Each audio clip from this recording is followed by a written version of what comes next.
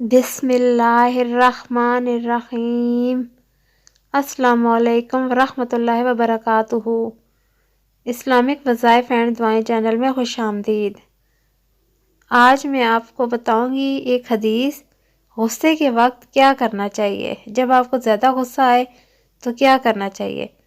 رسول اللہ صلی اللہ علیہ وآلہ وسلم نے فرمایا، غصہ شیطان کے سبب ہوتا ہے، اور شیطان آگ سے پیدا کیا گیا ہے، اور آگ پانی سے بجھائی جاتی ہے۔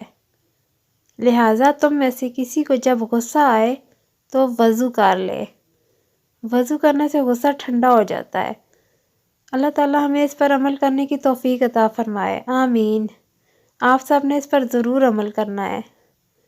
اور جن بہن بھائیوں نے ابھی تک چینل کو سبسکرائب نہیں کیا، میری ان سے چھوٹی سی ریکویسٹ ہے، وہ چینل کو ضرور سبسکرائب کریں۔